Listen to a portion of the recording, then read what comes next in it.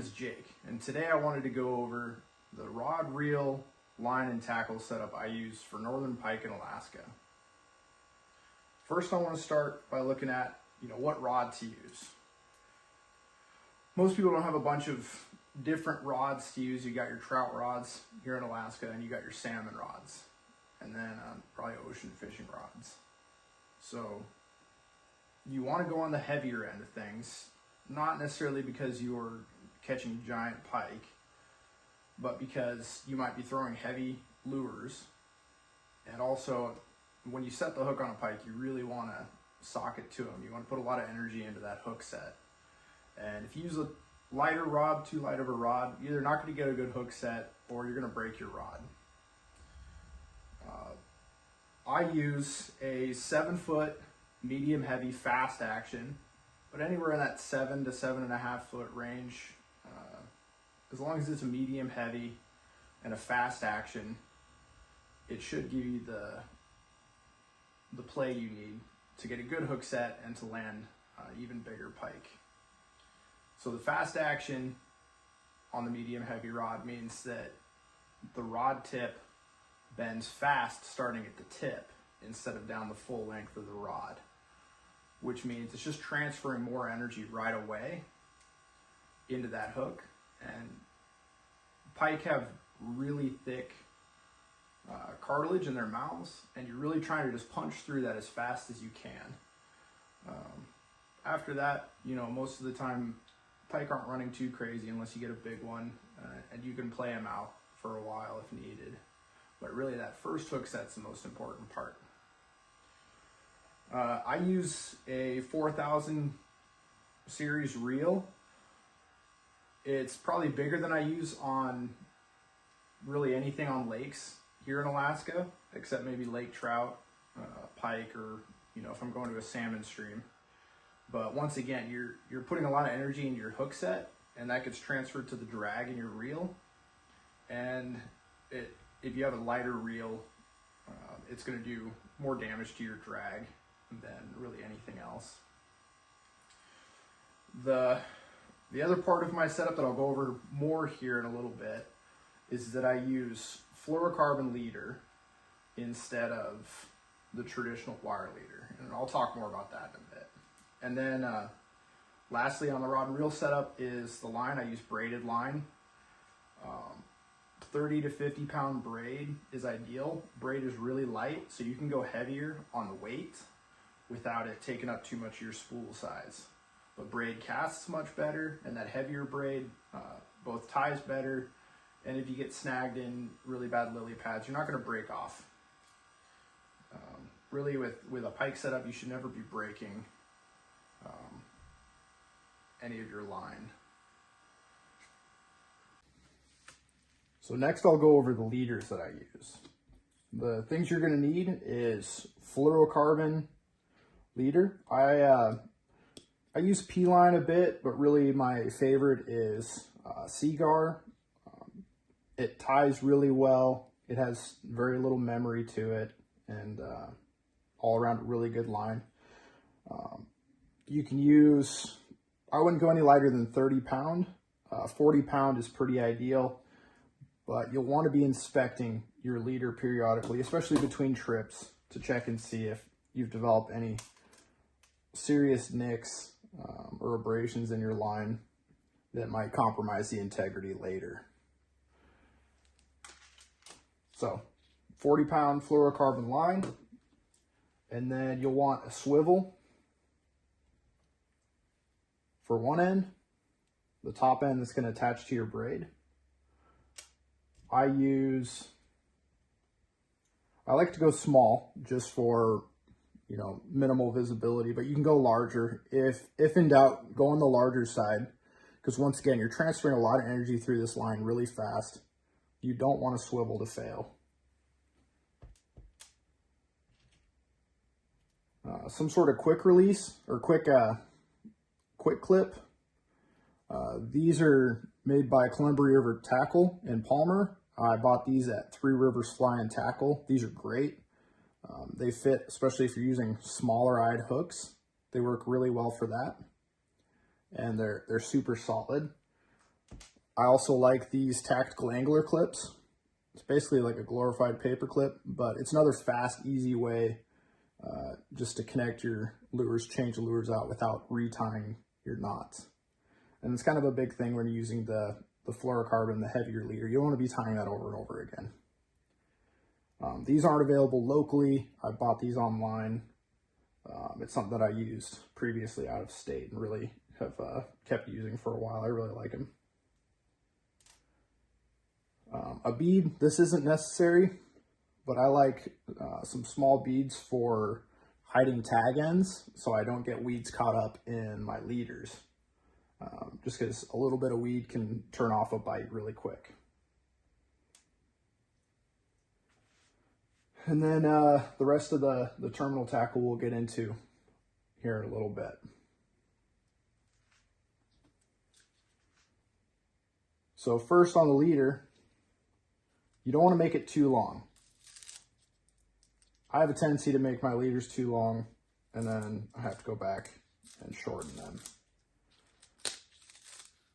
So you really just need, 2 to 3 feet. That way, if you're sitting in a canoe or a kayak, you don't have too much line out.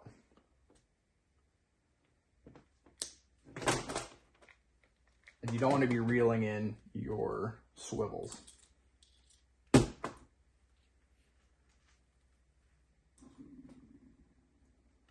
And we'll start with the lure end of things.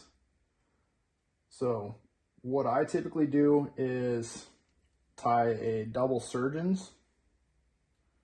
And I'm not going to get into knot tying courses in this video. You can look up a double or a triple surgeons. But it's a simple knot, easy to tie with this heavier line. And isn't too high profile.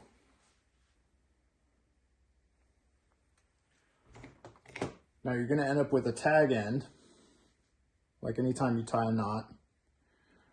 Instead of cutting it really short like I normally would, I'm actually going to leave about 1/4 inch and try to clip it at an angle so that it has a little bit of a point to it. And then slide that bead down your line and tuck that tag end behind that bead.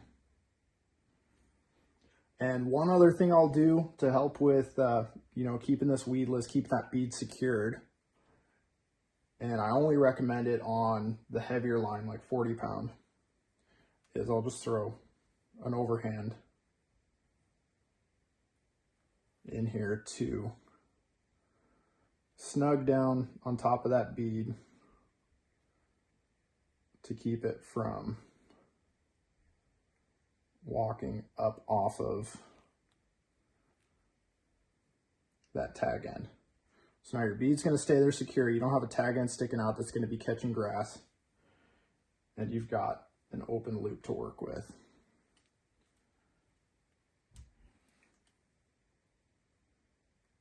Take your clip, fish it on there, and you're good to go. That one's ready to fish.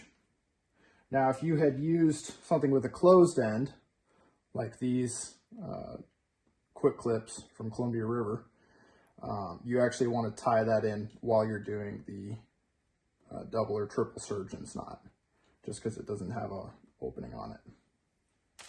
But you just have to pay attention to what gear you're using. You can use other types of connectors too. You just want to make sure that it's something that's really solid and secure for those really heavy hook sets, because some of the traditional snap style ones will actually open up or bend when you're setting the hook real hard. Okay, so that's our end to attach to the lure. Got a couple feet. Now here, there's kind of 2 options that I generally go with. My personal favorite is I'll tie an Albright knot, which once again, I won't show you how to tie, but you tie the braid directly to this, and it comes up with a minimalist knot that you can actually reel up into your guides and doesn't get snagged in weeds. And it's a really nice knot if you don't want to be using a swivel. But today we're gonna go ahead and tie on a swivel. Once again, you just use whatever knot you're comfortable with. It can be a fisherman's knot, uni knot. You can go with a surgeon's again. Sometimes this thicker line is a little annoying to tie, so just go with what you're comfortable with. Today I'll just do another double surgeons.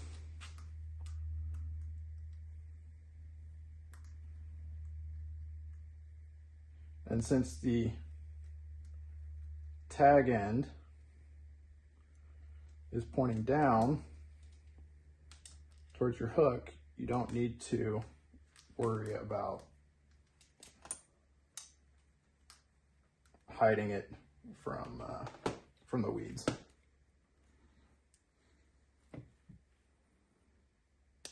So just clip it off like normal, and there you go. That's a fluorocarbon pike leader. These are a really affordable option. You know, steel leaders work, but they're more prone to getting weeds snagged in them. They have a lot of memory to them, so they develop kinks and swirls from just being in the packaging sometimes. And that fluorocarbon line just really, it's easy to use. It's also very low visibility in the water, and you can make it in your garage.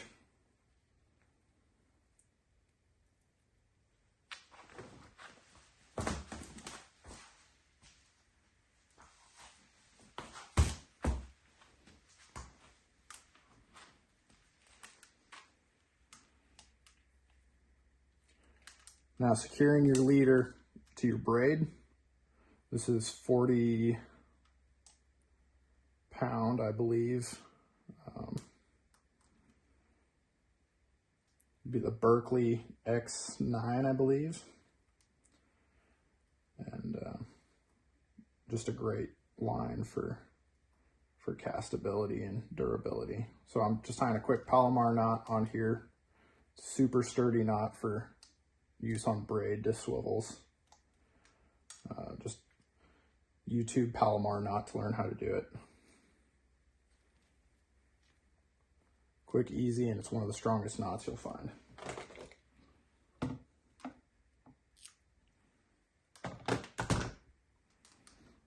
There you go, ready to fish.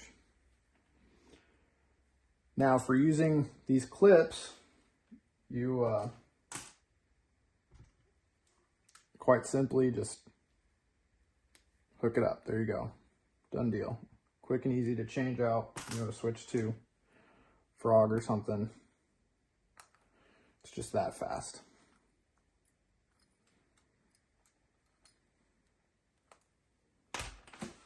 All right, now I'm going to go over just some of the tackle that I use when targeting northern pike here in Alaska.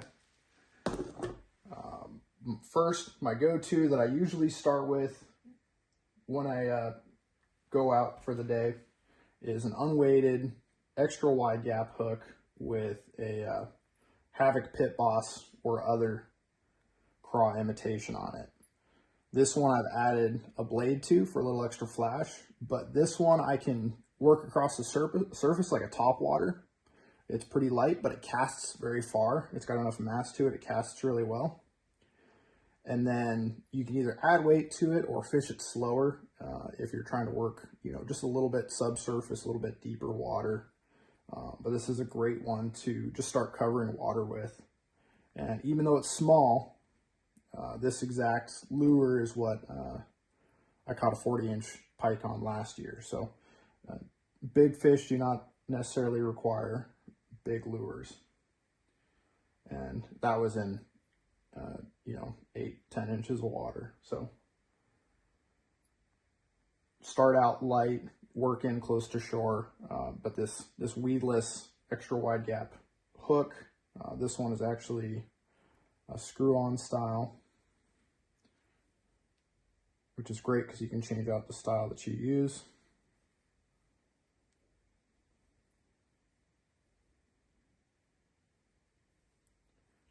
And it keeps it protected from the weeds. Same style, but a little bit different plastic on it is going to be this worm. I really like the culprit worm, so that's the one I have here.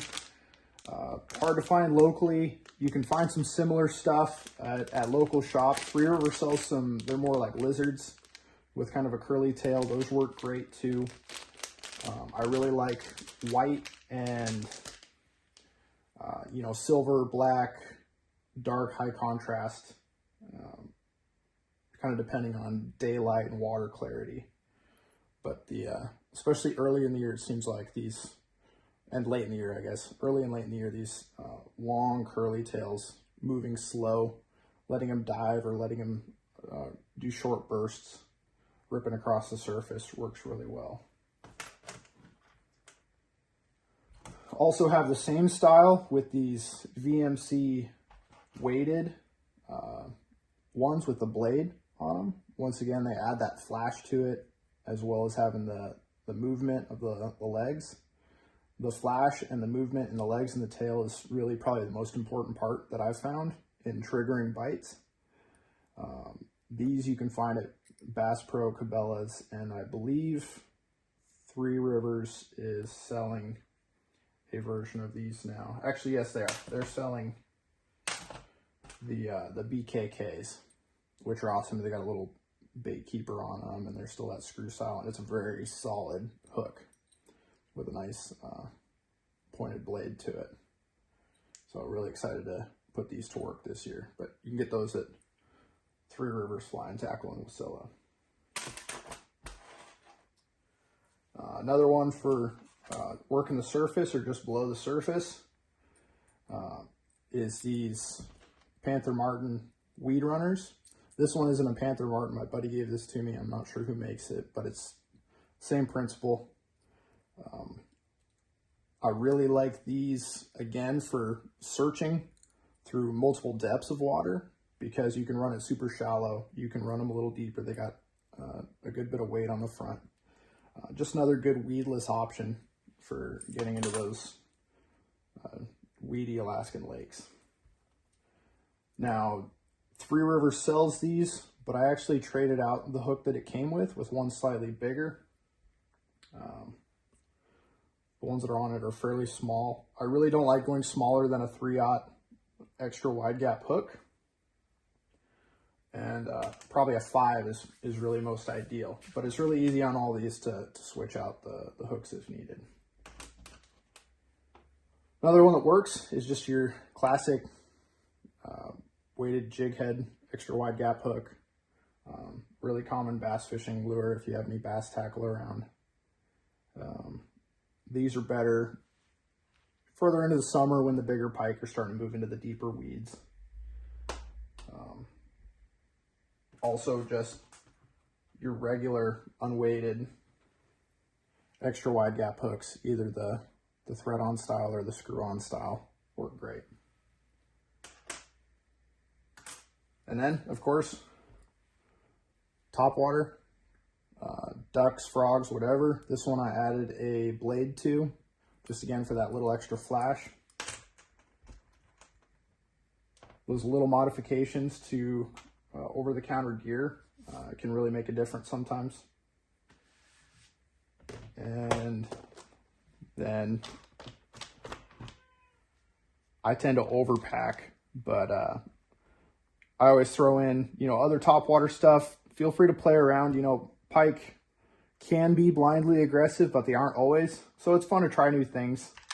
Have a good tackle box full of, you know, whopper ploppers and buzz plugs and what have you. If you have old bass gear, bring it with you. They bite on the same stuff. And, you know, trolling or casting, you know, some bigger articulated baits like this can work really well, but they're not weedless. You got to watch out for that. But, you know, into the summer, if you can fish the outside of weed beds, these can really produce. Lastly, if you have a rod and reel setup that's big enough. You want to be careful not to throw too big of baits with smaller rods, but if you're out there with your salmon rod, you'll probably be fine. Bigger pike imitations or fish imitation lures can trigger big fish bites,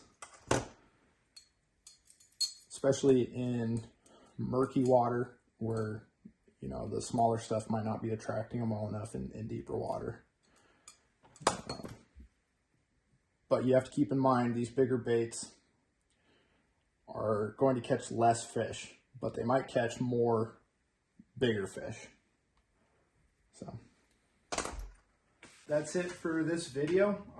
Went over the rod, reel, line, and gear that I use typically for northern pike here at Alaska, as well as some of the other tackle and terminal tackle that I use. Feel free to hit the comments or message me if you have questions specifically. Otherwise, if you were interested in any of the knots that I use or any of the tackle, just Google it or YouTube the knots. There's tons of info out there, tons of great videos for how to tie those knots. Probably better than I did. But thank you for watching.